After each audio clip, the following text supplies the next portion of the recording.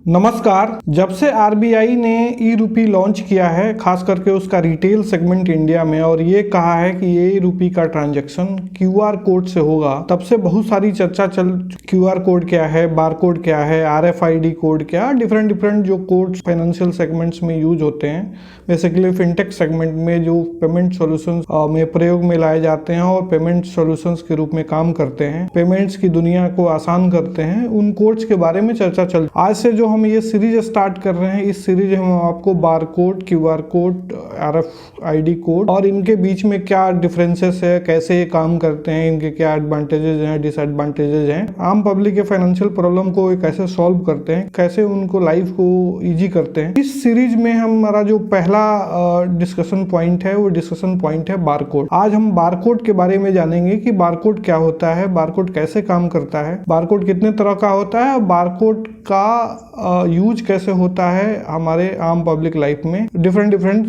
Supply chain management के issues में कैसे बारकोड यूज होता है। A barcode is machine readable label in pattern of numeric, alpha numeric और लाइन्स और series of small dots arranged in a particular pattern in rectangular or square shape. These coded labels used by merchants across various industries to track assets and inventory throughout the entire supply chain. जैसा कि इसका definition है, आपको पता है कि bar code एक vertical lines में यूज होता है, ब्लैक एंड व्हाइट लाइंस में। दूसरे तरह का बार कोड्स होता है जो न्यूमेरिक और अल्फा न्यूमेरिक में यानी वर्टिकल लाइंस में रिप्रेजेंटेशन होता है। और जो तीसरी तरह का होता है वो 2 डायमेंशनल बार कोड्स होता है, जिसमें डिफरेंट साइज ऑफ डॉट्स एक शेप या रेक्टेंगुलर साइज में आपको दिखाए जाते हैं। ये बेसिकली बार कोड्स होते हैं। बार कोड को नॉर्मन जोसेफ वुडलैंड ने 1952 में डेवलप किया था। अब आइए जानते हैं कि ये काम कैसे करता है। अब जब भी किसी आप दुकान में जाते हैं और कोई प्रोडक्ट लेके बिलिंग काउंटर पे आप पहुंचते हैं, तो आप देखते हैं कि एक स्कैनर होता है। बिलिंग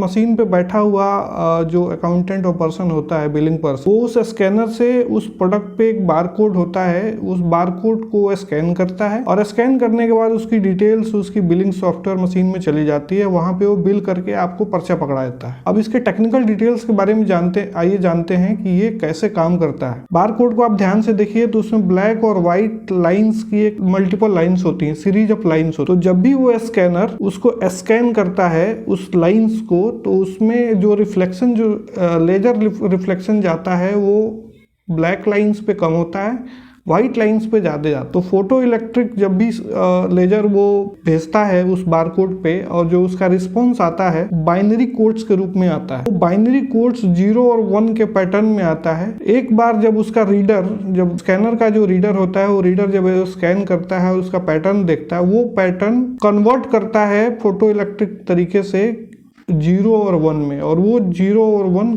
कंप्यूटर्स में जाता है। कंप्यूटर्स में एक प्रोग्राम सेट होता है, उस प्रोग्राम में वो 0-1 के पैटर्न को देख के ये पता लगाया जाता है कि ये प्रोडक्ट कौन सा है। आइए अब जानते हैं कि बार कोड कितने तरह का होता है। तो बार कोड बेसिकली 2 टाइप का होता है, 1 डायमेंशनल बार कोड और 2 डायमेंशनल बार कोड, जिसको 1D बार कोड और 2D बार कोड्स बोलते हैं। 1D बार कोड्स बेसिकली 2 तरह के होते हैं, एक तो न्यूमेरिक ओनली वैल्यू और दूसरा होता है alpha numeric value. Numeric only value में ओनली नंबर्स यूज होते हैं 0 to 9। Alpha numeric bar code में लेटर्स होते हैं A to Z और 0 to 9 नंबर्स होते हैं, कॉम्बिनेशन होता है इन दोनों का। 2D डायमेंशनल बार कोड में, जैसा मैं पहले डिफिनेशन में बता चुका हूँ, डॉट्स का डिफरेंट शेप के डॉट्स का एक अरेंजमेंट होता है, एक पैटर्न होता है जो रेक्टेंगुलर और स्क्वायर शेप में आपको दिखाया जाता है। एक स्ट्रिप टाइप की होती है बार कोड में, जो न्यूमेरिकल और अल्फा न्यूमेरिकल बार कोड्स होते हैं वो थोड़ी लंबी। ये स्क्वायर शेप और रेक्टेंगुलर शेप में जो 2D डायमेंशनल बार कोड्स होते हैं, एक तो कम स्पेस लेते हैं, दूसरा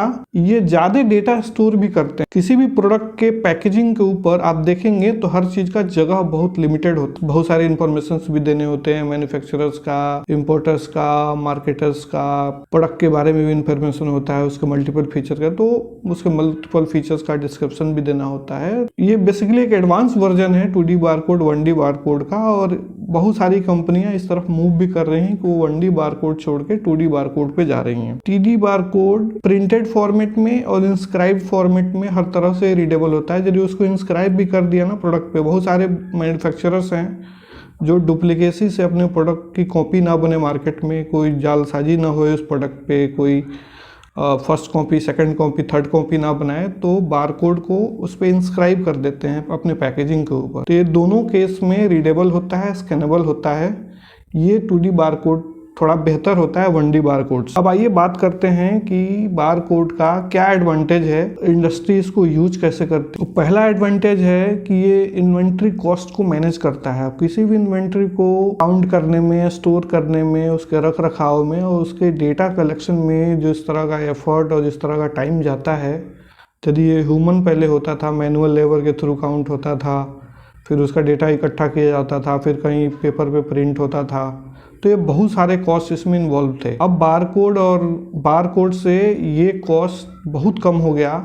एक बार एक लेजर से स्कैन होता है, उसका डेटा आ जाता है सिस्टम में, सिस्टम अपने आप ही स्टोर करके तो पहला तो बेनिफिट है कि इन्वेंट्री को मैनेज करने का जो कॉस्ट है ये बहुत कम हो गया। दूसरा है ये गलतियां बहुत रिड्यूस एरर्स, गलतियां बहुत कम होती है इसमें।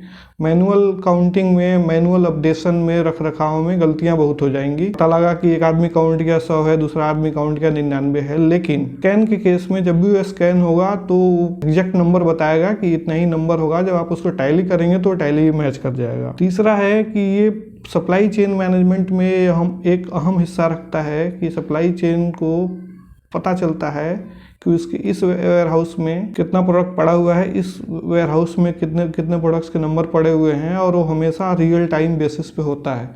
तो ये काफ़ी विजिबिलिटी देता है सप्लाई चेन को। सप्लाई चेन का लाइफ काफ़ी आसान हो जाता है अपने इन्वेंट्री के मैनेज करने में।